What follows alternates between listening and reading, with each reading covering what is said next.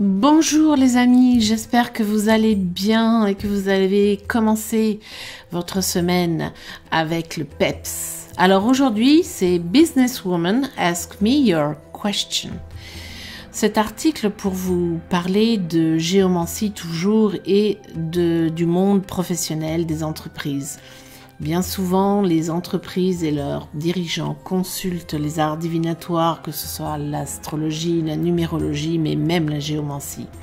Alors je vous propose aujourd'hui d'étudier un cas concret concernant le domaine entrepreneurial.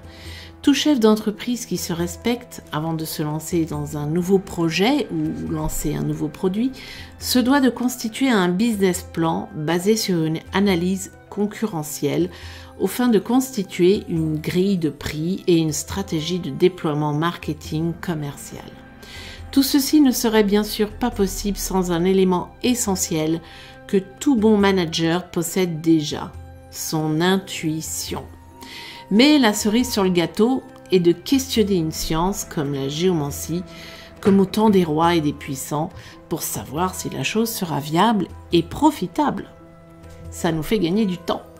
Cela est possible avec des détails qu'aucune autre science ne peut donner. La géomancie peut dire si l'entreprise sera une réussite. Elle peut dire ses gains et son destin. Toutes ces distinctions peuvent être soigneusement observées, surtout quand il s'agit d'une société ou entreprise anonyme, où il est évident que la richesse de l'entreprise est indépendante des gains et bénéfices des administrateurs de ceux des actionnaires. Nous pouvons également déterminer à quel moment il est favorable de commencer. Voyons ici le cas de Madame L, qui souhaite garder l'anonymat, qui me pose la question suivante. Mon projet d'entreprise réussira-t-il? Nous obtenons les 4 premières figures suivantes et dans l'ordre d'apparition: maison 1, Fortuna Minor, maison 2, Albus, maison 3, Caput Draconis et maison 4, Conjonctio. Voyons ce que cela veut dire. Je monte bien sûr un écu avec toujours les 12 maisons et le tribunal. Et la validité dans le temps est validée, la voie du point passe. Le thème est donc d'actualité. Qu'obtient-on comme figure? Analysons-les ensuite. La réussite d'une entreprise ou d'un projet relève de la maison 3, qui gouverne les activités concrètes de l'esprit. Ici, on obtient la tête de dragon. La réussite de la questionnante dans l'affaire en question relève de la maison 10. Ici, on a tristesse. Les gains qu'elle réalisera sont révélés par la maison 2, blanc Albus. Mais les bénéfices de l'entreprise ne sont pas à confondre avec les siens, c'est-à-dire celles de l'entrepreneuse. Ils seront indiqués par la maison 4, conjonction, ceux de l'entreprise bien entendu. En résumé, nous pouvons dire ceci tout en faisant le distinguo de manière très fine entre la richesse et prospérité de la société indépendante des gains et bénéfices de cette femme d'affaires, ayant d'autres revenus et rentes par ailleurs. Alors voyons voir un peu l'analyse de ce blason.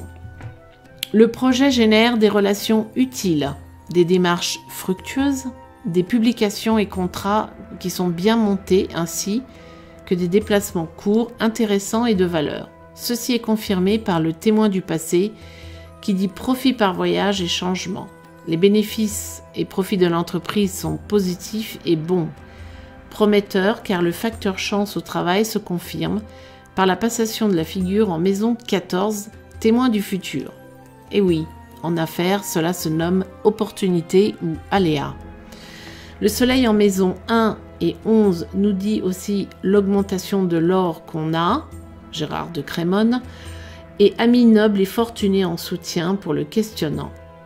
Même si elle est une femme riche et heureuse dans cette entreprise exaltant sa sagesse et son aura, elle sera néanmoins quelque peu triste et ou découragée, maison 10, au début de son aventure par la moindre reconnaissance de sa position, liée aussi à une inconstance et insatisfaction due au lancement de l'affaire.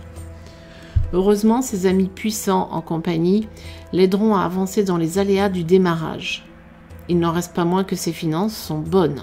Albus en maison 2 en témoigne. La joie, Laetitia, en maison 5, s'exprime dans la maison de la création. Nous avons donc un accroissement d'écrit et de fortune et d'esprit de créativité, bien entendu. Le mouvement par les voyages courts et la route sont conseillés afin d'aller au-devant des rencontres et de se faire connaître dans l'échange. Il serait même possible de rencontrer le chef de l'État et ou des puissants autour de lui pour obtenir un soutien appuyé.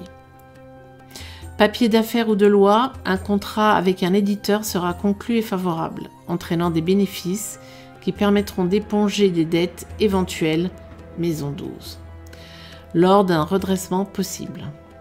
Attention donc à bien surveiller la fiscalité, même si le droit à l'erreur est entériné dans les mentalités depuis peu, c'est vrai.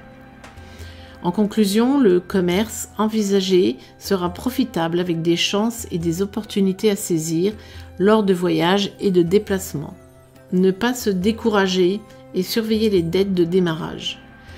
Tout augure de la réussite dans les 3 à 4 mois qui viennent pour Madame L.